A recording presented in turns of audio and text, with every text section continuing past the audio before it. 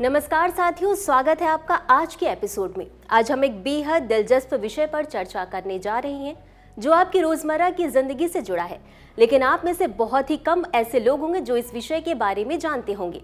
मान लीजिए आप किसी शॉपिंग मॉल में गए हैं शॉपिंग करने के लिए और एक ही प्रोडक्ट दो अलग अलग पैकेजिंग में है, एक आपका ब्लू कलर में, एक आपका पिंक कलर में। जब आप पिंक कलर वाले बॉक्स को उठाते हैं तो देखते हैं उसकी प्राइस वैल्यू ज़्यादा होती है, लेकिन क्यों? तो यहीं से आता है आपका पिंक टैक्स का कॉन्सेप्ट। तो आज का जो हमारा पूरा डिस्कशन का टॉपिक है वो हमारा पिंक टैक्स के इर्द गिर्द ही रहने वाला है। तो सबसे पहले तो यही समझ लेते हैं कि पिंक टैक्स आखिर होता क्या है। तो पिंक टैक्स जो है वो हमारा आधिकारिक सरकारी कर नहीं है। इसका मतलब ये है कि ये सरकार द्वारा नहीं लगाया जाता है। तो फिर ये किसके द्वारा लगाया जाता है? तो ये लगाया जाता है कंपनियों द्वारा, खासकर उन वस्तुओं पे जो महिलाओं के यूज में होती हैं और खासकर वो जो पिंक कलर के बॉक्स में जिनकी पैकेजिंग पिंक कलर की होती है। इतना तो हमने समझ लिया। अब ये समझ लेते हैं कि ये जो हमारा टैक्स होता है, जो आपका शुल्क लगता है, उसका सरकार से कोई लेना देना नहीं होता है। तो सीधा सीधा जो राजस्व है वो किसके हाथ जाता है? वो सीधे सीधे कंपनियों के हाथ पर जाता है, जो कि जिन्होंने ये टैक्स लगाया होता है। अब इतना समझने के बाद हम समझ लेते हैं कि पिंक टैक्स की उत्पत्ति कहाँ से हुई। तो 1994 में अमेरिका के कैलिफोर्निया में पिंक टैक्स शब्द की उत्पत्ति पहली बार देखने को मिली। अब इस सारे विवाद को देखते हुए हाल ही में एक रिपोर्ट जारी की गई। तो रिपोर्ट में क्या कहा गया, एक बार उसको हम समझ लेते हैं।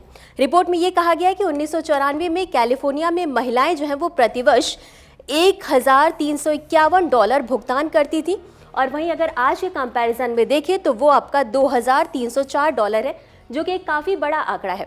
वहीं ये भी कहा गया है कि अगर महिलाएं जो इतना ज़्यादा भुगतान कर रही हैं पिंक टैक्स की वजह से, अगर उन्हें नहीं करना होता तो वो लगभग जीवन स्तर में अपने पूरे जीवन में $1,88,000 तक की बचत कर सकती थी।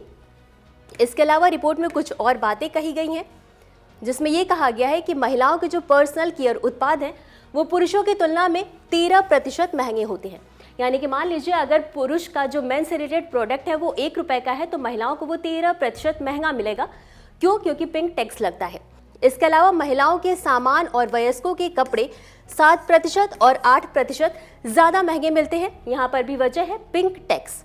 अब इन सारी स्थिति को देखते हुए 2017 में संयुक्त राष्ट्र ने आग्रह किया और ये कहा कि संयुक्त राष्ट्र के जितने भी सदस्य देश हैं उनमें लिंग आधारित मूल्य भेदभाव जो है उसको समाप्त किया जाना चाहिए। यानी कि जो पिंक टैक्स लग रहा है उसको समाप्त किया जाना चाहिए। अब इसका असर क्या होगा कि महिलाओं को आर्थिक भागीदारी तक समान पहुँच प्राप्त हो सकेगी। लेकिन ये स्थिति सिर्फ विश्व में नहीं है, भारत में भी काफ़ी व्यापक स्तर पर है। तो एक बार देख लेते हैं कि भारत में जो टैक्स की स्थिति है वो क्या है।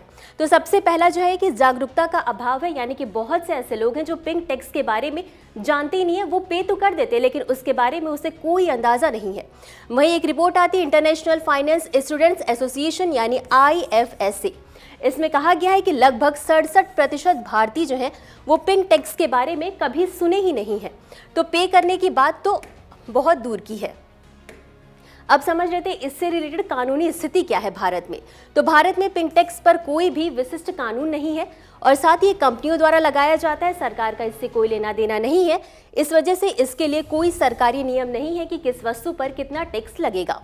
इसके अलावा ये जो कंपनीज हैं वो कीमतें जो डिसाइड करती हैं, जो भी शुल्क लगाती हैं, वो बाजार की मांग के आधार पर ही निर्धारित करती हैं और उसी आधार पर जो है ये पूरी टैक्स लगाती हैं। अब समझ लेते हैं कि आखिर ये जो पिंक टैक्स है उससे बचा कैसे जा सके। बहुत लोगों को पिंक टैक्स के बारे में नहीं पता है। तो सबसे पहले यही कि गुलाबी पैकेजिंग वाले या महिलाओं के लिए लेबल किए गए उत्पादों पर ध्यान दें। यानी कि अगर आपके पास ऑप्शन है किसी और कलर की बॉक्स की पैकेजिंग और जो है कि आपके पास पिंक बॉक्स पैकेजिंग है, तो आप वरीयता दें किसी अदर कलर की पैकेजिंग में, क्योंकि अगर पिंक पैकेजिंग से कोई भी प्रोडक्ट है तो उसकी वैल्यू जो है वो ज़्यादा होगी। इसके साथ ही आप ई-कॉमर्स वेबसाइट से कीमतों की तुलना कर सकते हैं। मान लीजिए आप बाज़ार में कोई प्रोडक्ट खरीदने जा रहे हैं तो उसको ई-कॉमर्स वेबसाइट जो उन पर कंपैरिजन कर लें कि वैल्यू क्या मिल रही है, तो उसके अकॉर्डिंग वहाँ पर आप जो है कि बार्गेनिंग कर सकते हैं।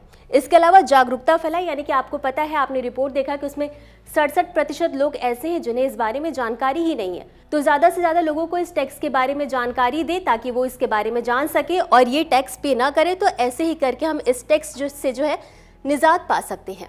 तो इतना समझने के बाद अंत में हम देख लेते हैं इससे जुड़े एक अभ्यास प्रश्न को। पिंक टैक्स शब्द की उत्पत्ति सबसे पहले किस देश में मानी जाती है?